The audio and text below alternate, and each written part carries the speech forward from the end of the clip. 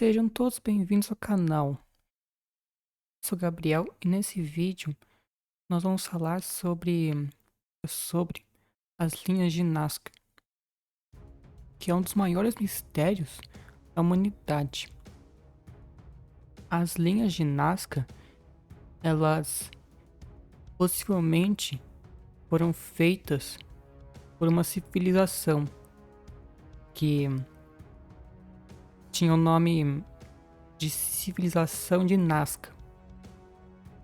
Ela floresceu no Peru entre 200 a.C. e 600 depois de Cristo. Entre seus legados mais famosos estão os geoglifos e as linhas, conhecidos como linhas de Nazca, situados ao longo da costa do Peru, mais ao sul, e no norte do Chile. As imagens trazem desenhos estilizados de animais, plantas e humanos, ou linhas simples que conectam locais sagrados ou indicam fontes de água. As linhas de Nazca, desenhadas através de desertos e colinas, foram feitas por muitos séculos. Embora seu propósito ainda seja debatido, a teoria que é mais aceita é que serviam como caminhos percorridos em ritos religiosos e procissões. As linhas de Nazca foram consideradas pela Unesco como Patrimônio Histórico Mundial em 1994. Era fácil e rápido produzir as linhas pela remoção das rochas superficiais, oxidadas e mais escuras, que se estendem pelo chão mais claro do deserto dos Pampas. A aridez da região as preservou e muitas ainda estão claramente visíveis atualmente. A maior parte das figuras é visível somente do ar, mas algumas foram feitas em vertentes de colinas e assim pode se ver do chão. Existem linhas simples, retas e curvas, ou agrupadas, e se cruzando em complicadas configurações.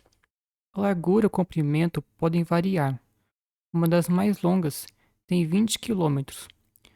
O comprimento total estimado de todas as linhas chega a 1.300 quilômetros. As que são utilizadas para esboçar uma forma específica compõem-se geralmente de uma linha contínua. As figuras podem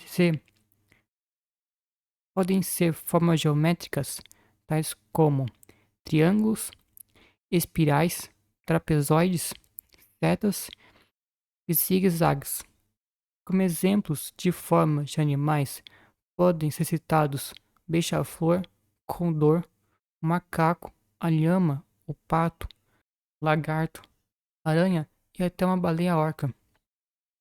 Árvores, plantas e flores, como cactos, também podem ser encontrados, assim como figuras humanas, e objetos como tripés, teares e leques.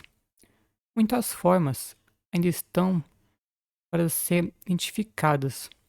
A escala das figuras pode ser imensa, e muitas são pelo menos do tamanho de campos de futebol.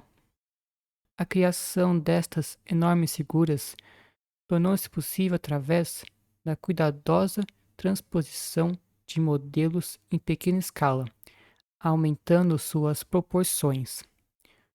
Um total mais de 300 exemplos de figuras geométricas, animais e humanas foram identificados, abrangendo junto com os locais propositalmente limpos, uma área de mais de 640 quilômetros quadrados de deserto. O propósito das linhas ainda é muito debatido entre acadêmicos e o público em geral.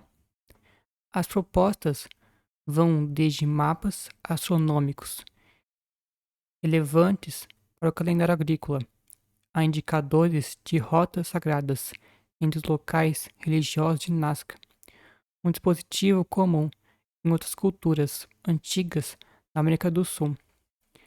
Aquelas nas vertentes das colinas podem ter indicado a direção para os viajantes e terminaram se utilizadas dessa forma, intencionalmente ou não. As linhas que criam formas nunca se cruzam. Geralmente, os pontos de partida são diferentes dos sinais, indicando que talvez tenham servido como trajetos percorridos durante cerimônias religiosas periódicas. De fato, umas uma destas linhas conduz diretamente a uma pequena cabana.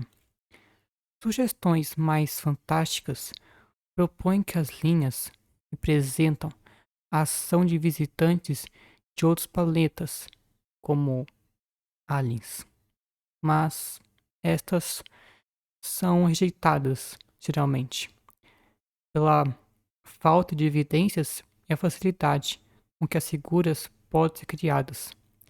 Um dos experimentos demonstrou que uma pequena equipe poderia limpar 16.000 metros quadrados no deserto numa semana.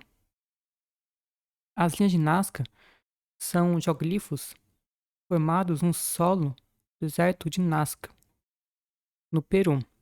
Elas foram criadas entre 500 a.C. e 500 depois de Cristo por pessoas que fizeram depressões ou incisões rasas no chão do deserto, movendo pedrinhas e deixando terra de cores diferentes exposta. Existem duas fases principais das linhas de Nazca. A primeira fase, Paracas, de 40 a 200 a.C., e a fase de Nazca, de 200 a.C. a 500 depois de Cristo. No século XXI, várias centenas de novas figuras foram encontradas com o uso de drones, e os arqueólogos acreditam que há mais a ser descoberto. A maioria das linhas atravessa a paisagem em linha reta, mas também há desenhos figurativos de animais e plantas. O comprimento combinado de todas as linhas é superior a 1.300 quilômetros, e o grupo cobre uma área de cerca de 500 quilômetros quadrados. As linhas têm entre 10 e 15 centímetros de profundidade, geralmente. Elas foram feitas envolvendo a camada superior de seixos revestidos de dióxido férrico marrom avermelhado para revelar um subsolo amarelo acinzentado. A largura das linhas varia, mas mais da metade tem pouco mais de 33 centímetros de largura. Alguns lugares podem ter apenas 30 centímetros de largura, em outros até 1,8 metros de largura. Os números variam em complexidade. Centenas são linhas simples e formas geométricas. Mais de 70 são desenhos zoomórficos, incluindo beija-flor, aracnídeo, peixe, condor, garça, macaco, cachorro, lagarto, gato e humano. Outras formas incluem árvores e flores. Os estudiosos divergem na interpretação do propósito dos desenhos, mas, em geral, atribuem significado religioso a eles. Eles passaram a ser a primeira menção publicada às linhas de Nazca foi feita por Pedro César de León em seu livro de 1553, onde ele a descreveu como marcadores de trilha. E já em 1569, Luiz Monzon relatou ter visto ruínas antigas no Peru, incluindo os restos de estradas. Embora as linhas fossem parcialmente visíveis das colinas próximas, os primeiros a relatá-las no século XX foram pilotos militares e civis peruanos. Em 927, o arqueólogo peruano Toribio Mejia Chesp os avistou enquanto caminhava pelas encostas.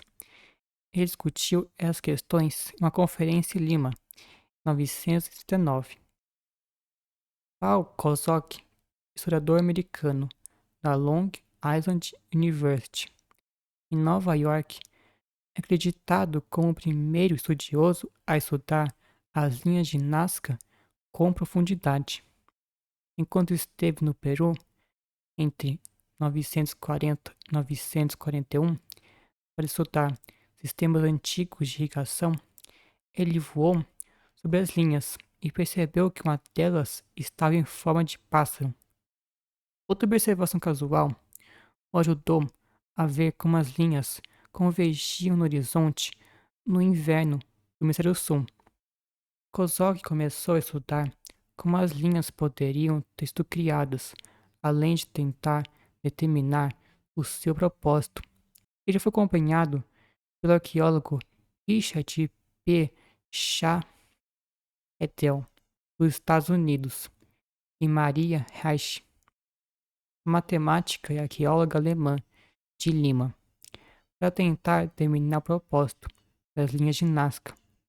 Eles propuseram que as figuras fossem projetadas com marcadores astronômicos no horizonte para mostrar onde o Sol e outros corpos celestes surgiram em datas significativas. Arqueólogos, historiadores e matemáticos tentaram determinar como foram feitos, sendo mais fácil do que descobrir por que foram feitos. Estudiosos teorizaram que o povo Nazca poderia ter usado ferramentas simples, equipamentos de topografia, para construir as linhas. Levantamentos arqueológicos encontraram estacas de madeira no solo ao final de algumas linhas, o que apoia essa teoria. Uma dessas estacas foi datada por carbono e serviu de base para estabelecer a idade do complexo de projeto. Joe Nickell, investigador americano do paranormal, artefatos religiosos e mistérios populares, produziu as figuras no início do século XXI, usando as mesmas ferramentas e tecnologias que estão disponíveis para o povo Nazca. Ao fazer isso, ele refutou a hipótese do ano de 1969 de Erich von Däniken, e sugeriu que astronautas antigos haviam construído essas obras. Com planejamento cuidadoso e tecnologias simples, Nickel provou que uma pequena equipe de pessoas podia recriar até as maiores figuras em poucos dias, sem qualquer assistência aérea. A Scientific American caracterizou o trabalho de Nickel como notável e sua exatidão, quando comparado às linhas existentes. A maioria das linhas é formada no solo, de uma trincheira rasa, com profundidade entre 10 e 15 centímetros. Essas trincheiras foram feitas removendo os seixos avermelhados, revestidos de óxido de ferro, que cobrem a superfície do deserto de Nazca. Quando o cascalho é removido, a terra argilosa, clara exposta no fundo da vala, contrasta fortemente em cor e tom com a superfície do terreno ao redor, produzindo linhas visíveis. Esta subcamada contém grandes quantidades de cal. Com a umidade da névoa matinal, ela endurece formando uma camada protetora que protege as linhas do vento, prevenindo assim a erosão.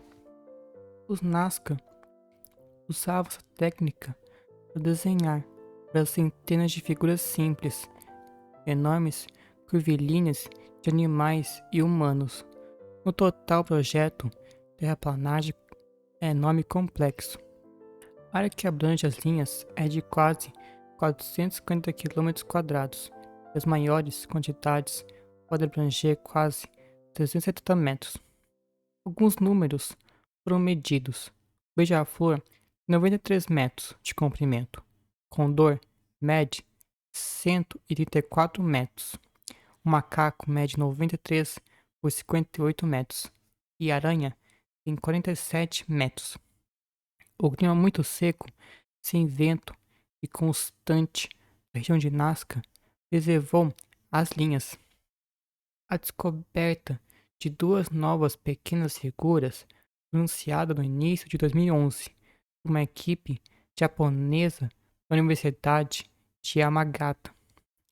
Uma delas se assemelha a uma cabeça humana, datada do período inicial da cultura Nazca, ou anterior. O outro, sem data, é um animal. A equipe realiza trabalhos de campo lá desde 2006 e até 2012 já havia encontrado aproximadamente 100 novos geoglifos. Em março de 2012, a universidade anunciou que abriria um novo centro de pesquisa no local em setembro de 2012, relacionado a um projeto de longo prazo para estudar a área pelos próximos 15 anos. Então, eles ainda estão estudando a área. Um artigo de junho de 2019 na revista Smithsonian descreve trabalhos recentes de uma equipe multidisciplinar de pesquisadores japoneses que identificaram ou reidentificaram algumas das aves tratadas. Eles observam que as aves são os animais mais tratados nos geoglifos de Nazca. A equipe acredita que algumas das imagens de aves que pesquisadores anteriores assumiram serem espécies indígenas se assemelham mais às aves exóticas encontradas em habitats não desérticos. Eles especularam que as aves exóticas foram representadas nos geoglifos em vez das aves indígenas tem a ver com o propósito do processo da gravura. A descoberta de 143 novos geoglifos na Pampa de Nazca e ao redor foi anunciada em 2019 pela Universidade Yamagata e pela IBM Japão.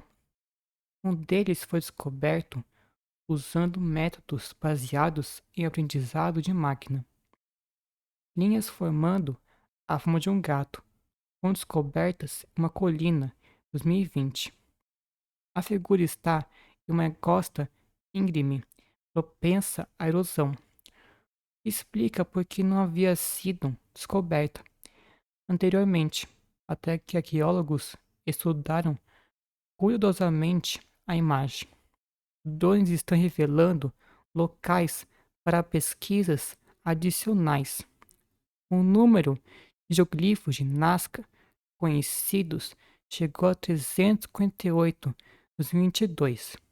Drones agora estão sendo usados para ajudar os antropólogos que pesquisam a área e espera-se que eles possam descobrir muitos outros. Em 2024, uma equipe de arqueólogos do Instituto Nazca, da Universidade Yamagata, em colaboração com a IBM Research, usou inteligência artificial para descobrir 303 geoglifos, até então desconhecidos, que representam papagaios, gatos, macacos, orcas e até cabeças decepadas próximas às linhas de Nazca, no Peru. A pesquisa de campo ocorreu entre setembro de 2022 e fevereiro de 2023 e foi realizada a pé para verificação de terreno, com a permissão do Ministério da Cultura do Peru. Exigiu 1.440 horas de trabalho e resultou em 303 geoglifos figurativos recém-confirmados. Os 1.309 candidatos com alto potencial foram ainda divididos em 3 classes. Total de 1.200 horas de trabalho foram gastas tirando as fotos dos candidatos a geoglifos no modelo de IA.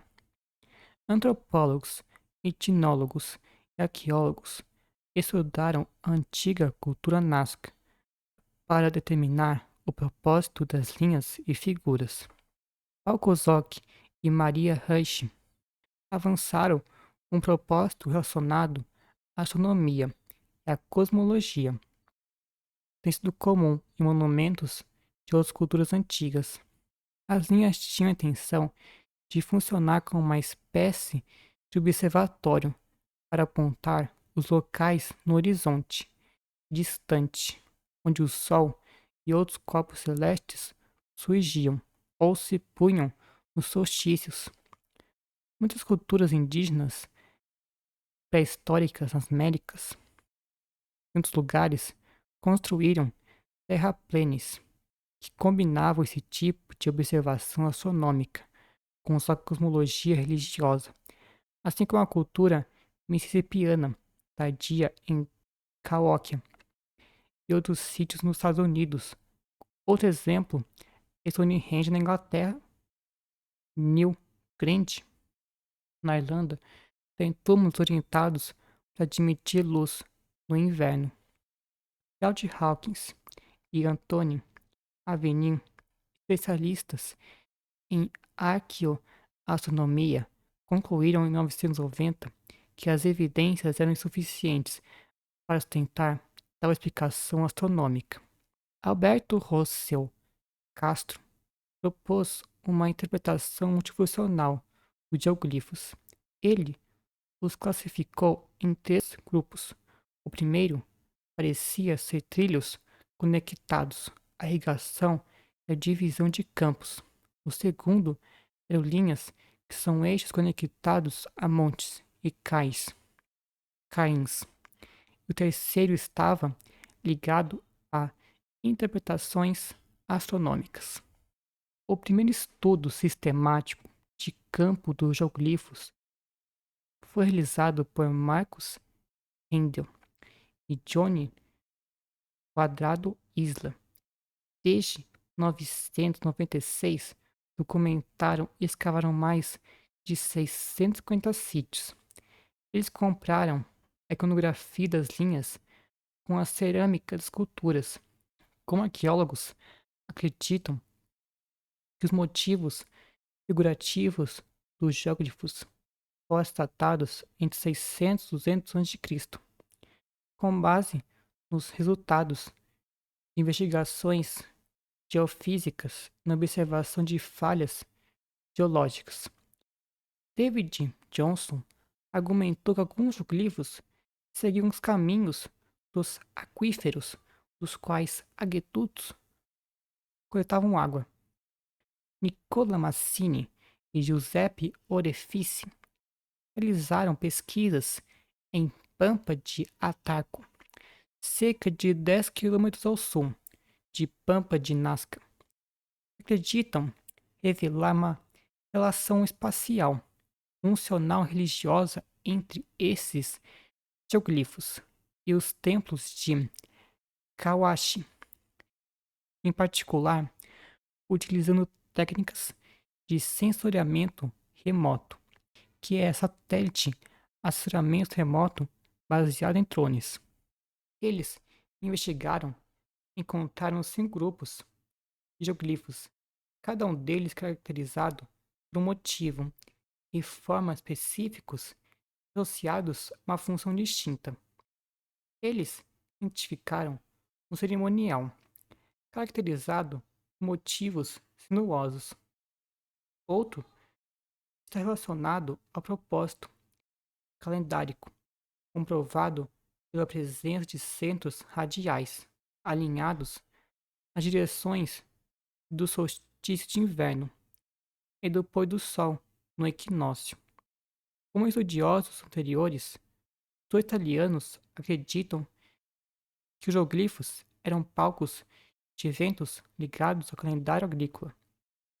Esses também serviram para fortalecer a coesão social entre vários grupos de peregrinos, compartilhando ancestrais e crenças religiosas comuns. Outras teorias diziam que as linhas geométricas poderiam indicar fluxos de água ou esquemas de irrigação, ou fazer parte de rituais para invocar água. As aranhas, pássaros e plantas podem ser símbolos de fertilidade. Também foi teorizado que as linhas poderiam funcionar como um calendário astronômico. Erich von Däniken era fascinado por Nazca. Também acreditava fortemente em visitas extraterrestres. Von Däniken publicou um livro best-seller titulado Carros dos Deuses, 1968.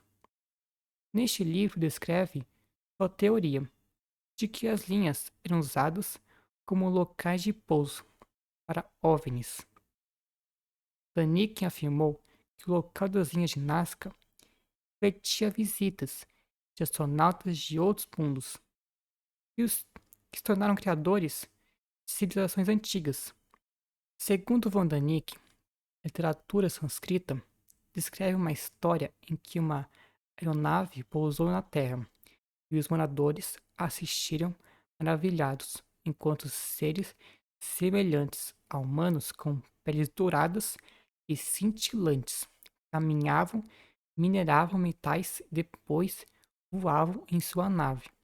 Esses astronautas antigos supostamente retornaram logo, onde construíram trilhas de pouso e depois partiram para sempre. Nativos americanos, maravilhados então, consideravam Nazca um local de peregrinação. Gerações de seu povo construíram mais seguras e passarelas como convite para os deuses voltarem, mas nunca fizeram. Na época em que Erich von Däniken publicou Carros dos Deuses, cientistas e arqueólogos como Maria Rush declararam que suas ideias eram absurdas e deveriam ser descartadas. Esses cientistas e arqueólogos também conseguiram provar que essas linhas poderiam ter sido feitas com ferramentas simples, que estão disponíveis para as pessoas na época em que foram criadas. Os livros de Erich von Däniken, A Chegada dos Deuses e Carros dos Deuses, eram considerados qualquer credibilidade intelectual ou mérito literário. Antes do trabalho de von Däniken, outros autores apresentavam ideias de contato extraterrestre com humanos antigos, mas ele não conseguiu acreditar esses autores, mesmo ao fazer as mesmas afirmações e também usar evidências idênticas ou parecidas. Mesmo assim, os livros de von Däniken atraíram milhares de visitantes e fiéis no local. Esse foi o vídeo. Se você gostou, deixe seu like e inscreva-se no canal para receber os próximos vídeos. Comente alguma coisa do que você do vídeo, o que poderia ter melhorado. Ficando por aqui e até mais.